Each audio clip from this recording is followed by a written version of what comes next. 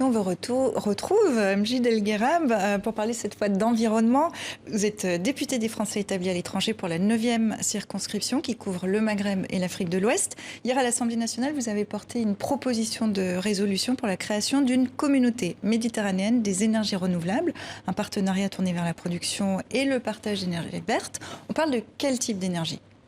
C'est toutes les énergies renouvelables. Pour l'instant, ça peut aller du photovoltaïque, biomasse, biocarburant, hydromasse, éolien, tout ce qui est renouvelable.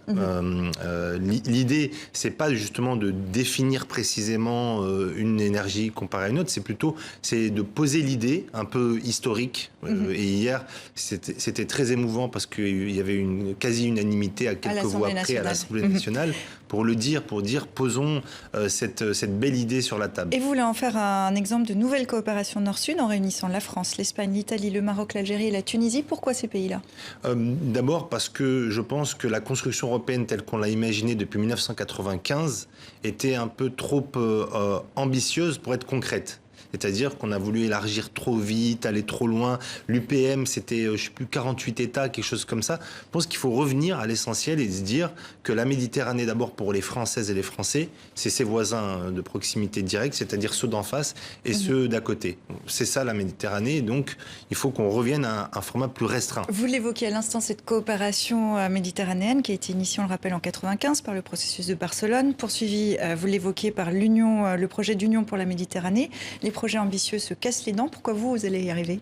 Parce que justement, on est concret. Et on ne part pas sur une utopie lointaine. Voilà. Mais concrètement, justement, vous arriverez à mettre autour de la même table les Marocains, les Algériens qui ont une frontière fermée ? Oui, moi je suis binational marocain et je suis marié avec une Algérienne. Donc, mais ça, c'est dans la sphère privée, mais on sait que dans la sphère publique, c'est plus compliqué. Mais ce que je veux dire, c'est que les Marocains et les Algériens, c'est des peuples frères. Et quand on enlève les aspects politiques, étatiques, c'est des peuples qui se ressemblent intimement. Dans l'intimité, c'est pour ça que je me suis permis de vous parler de ma vie privée, mais dans l'intimité, nous sommes les mêmes. Et donc, en vérité, ce qu'il faut, c'est qu'il faut revenir au peuple et sortir des États. Et le Parlement, c'est la représentation du peuple. Et si les parlements le disent clairement, fortement, je pense que ça peut marcher. Alors, un exemple concret. Si on prend l'exemple du Maroc qui a développé la plus grande centrale solaire d'Afrique, qu'est-ce que le Maroc a à gagner ? D'abord, c'est d'amplifier ce mouvement.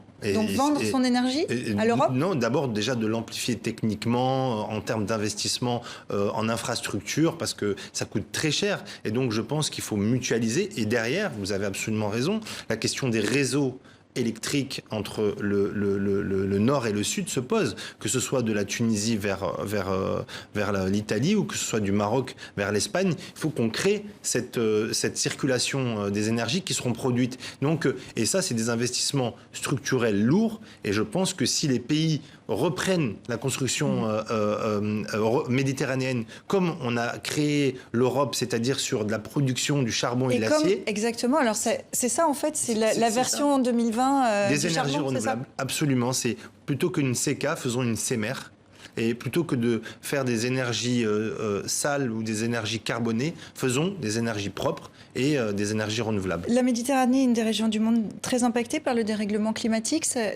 Votre projet peut faire quoi pour aider la Méditerranée ? La Méditerranée, et c'est pire, c'est la mer la plus en danger. C'est une mer en danger, avec une biodiversité qui disparaît, avec un réchauffement des eaux, avec une évaporation des eaux, etc. Donc aujourd'hui, la Méditerranée, c'est notre mer à tout, Mare Nostrum, et il faut qu'on ait à l'esprit que ce bien commun qui fait ces pays, justement riverains, aujourd'hui, il faut qu'ils réagissent et qu'ensemble on pose les bases de cette future construction.